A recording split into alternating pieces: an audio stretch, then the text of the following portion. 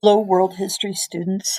This is Mrs. Politsky, and I have your notes for Chapter 30, Section 1. World War II begins. And we're going to jump around a little bit. We're going to cover some of these sections, and then eventually, when we get into talking about Europe, we're going to probably come back and take a look at some of this, maybe from a European point of view. But primarily, we're going to focus on war in the Far East. So, in number one, Japan really had been changing quite a bit from really the time that Japan was opened up in the 1850s to really the kind of the beginnings of the Second World War. Within that period of time of roughly 80 years or so, Japan had modernized. And as a result of modernizing, there was also this rapid urbanization that took place, meaning that people who had lived in the rural areas had moved to the cities to take on jobs in factories, doing manufacturing type of work. As a result of that, this allowed for a flourishing democracy. Eventually, we started seeing universal education, which was something that the Japanese thought was important, not only for males, but for all. And you also had some of these ideas that were coming in from the West. Matter of fact, there were many Japanese who actually had sent their children to places like the United States to be educated. And this had some people kind of concerned that maybe the Japanese people were losing touch of some of the traditional ways. If you remember back to talking about the way of the warrior, there was a great concern that some of that might be lost on these younger generations. So after World War One, and just so you understand, this was not necessarily just isolated to the Japanese, but um, in the aftermath of that war, there was an economic downturn, for the most part, leading to what we would experience here in the United States, known as the Great Depression. The Japanese labor force, many of them, many of the workers were laid off. You had a number of worker strikes and labor disputes, and a lot of people were laying blame to this government that was highly inf- influenced by the West. And there was a desire to turn back to the traditional ways, this idea of a more militant, stronger society. And this is going to lead to kind of the rise of militarism again within Japan. Two factors that caused the economic slowdown for Japan's industries was a lack of natural resources. Japan, because of its locality, doesn't have a lot of access to things like iron ore. And that's a problem when you're wanting to build cars and heavy machinery. They also had a reduction of exports. And this was due in part to some of the things that were happening politically in the United States following World War One. We had what would be called an isolationist policy, this idea that we were more concerned about the matters here at home than we were overseas, and to maybe lessen the influence of foreign powers, we, for the most part, uh, kind of raised our tariffs, which are taxes that we charge for goods that are being brought into the United States. And as a result, a lot of our foreign uh, competitors couldn't afford to bring their products to the United States. And hence, that reduced their economic exports and hurt their economy in the long run. Just so it's kind of fair to point out that it also hurt our economy because we didn't have the competition that we needed to drive prices down.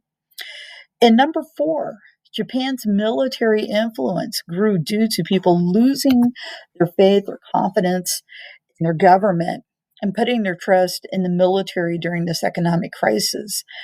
Japan's military officers would describe a united Japan as a society devoted to its emperor, which, if you remember a little bit, the emperor still has the same equivalent as a deity, a god, and thus people worship their emperor. And the idea of glory of the nation under the rule of military leadership, in a way, feeding into this fury of not only nationalism but also militarism as well. Just to kind of point out a few little things here. Emperor Hirohito, who was the deity in question that we're talking about, who's pictured down at the bottom right hand side, fairly young man at this period of time. As a matter of fact, a lot of Japanese citizens probably hadn't seen pictures of him or had actually seen him in public. He wasn't one to go out and do a lot of meet and greet kind of things, be in parades. He was kind of cloistered behind the walls of his palace for the most part, and so this allowed for these military leaders to kind of become more of the voice for Japan. One of the more famous leaders that we're going to talk about is this man that you see pictured below, Admiral Yamamoto. Yamamoto is credited for being the mastermind behind the plan to attack the American naval base at Pearl Harbor in 1941. So, needless to say, it's kind of a you know situation where we're allowing uh, the military to kind of have a lot of say. So, two ways that the Japanese isolated themselves from the Western powers was by withdrawing from League of Nations. The League of Nations was a peacekeeping organization, much like our United Nations today, that was formed right after World War One. As a matter of fact, it was actually kind of the brainchild of former President Woodrow Wilson, who was president during World War One. What's odd is that the United States never joined the league, part of it being the fact that the U.S. Senate or Congress would not approve of this. But needless to say, Japan backed out. They had actually been a member nation and they saw it as being problematic. They withdrew. And then they announced that they would no longer agree to any kind of limitations on its naval forces. One of the things that we saw in the 1920s and early 1930s was a desire to prevent a world war from happening again. And so many nations of the world actually started disarming themselves, reducing the size of their military. And the United States, matter of fact, had signed a number of treaties that actually kind of weakened our military. So as we're heading towards the Second World War, we're kind of at a disadvantage. And number seven, the Japanese military leadership also decided to conquer the Manchurian region of northeastern China. Part of this was because of the fact that the Chinese were kind of in the middle of a civil war and they were kind of fighting amongst themselves. And it just kind of was a great distraction. And so the uh, Japanese. They had taken the Korean Peninsula. They also had taken Manchuria. And they considered this important because of the fact that they needed resources, natural resources such as coal and iron, that is going to help their industries, but also lessen their reliance on the West. This whole incident of Japan kind of moving into China is known as the Manchurian incident.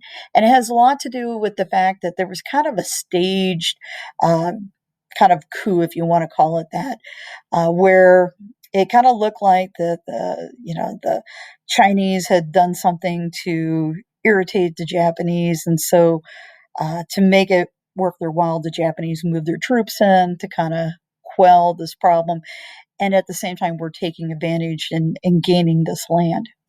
Uh, 1936, during the rise of our European dictators, such as Italian dictator Benito Mussolini and eventually German dictator Adolf Hitler, an agreement was signed between Japan and Germany, and eventually it's going to be Italy as well, but initially Japan and Germany, called the Anti-Comintern Pact.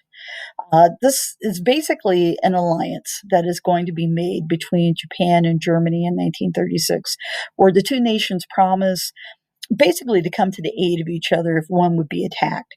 The following year, Italy joins this pact. Eventually, it becomes known as the Tripartite Pact, or if you want to just call it what it is, It's called the Axis powers. This whole idea that the world is going to spin on its axis, and that axis is going to be between Germany, Japan, and Italy.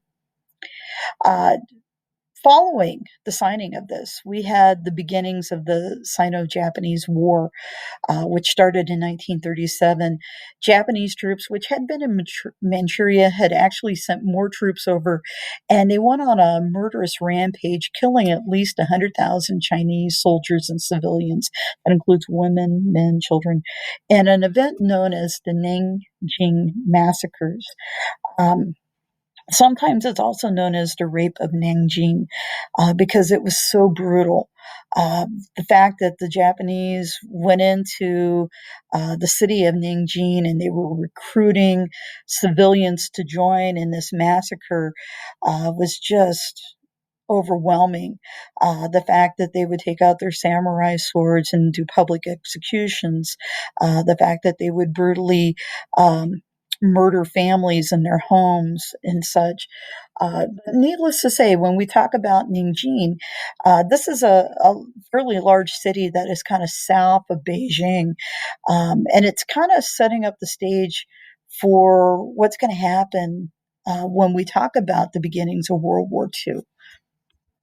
Okay, just so we understand, the Japanese had been expanding, and this is a map that kind of shows you what was going on during the 1930s, the decade of the 30s. The land that's kind of either in orange or red is land that the Japanese are going to take during this decade.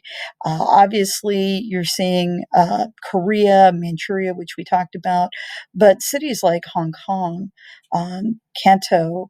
If you look further up, you've got some of the archipelago islands that kind of actually are part of the Soviet Union. Eventually, the goal of the Japanese is to take all of these islands that they possibly can in the Pacific to act as a buffer from the West. Thank you very much.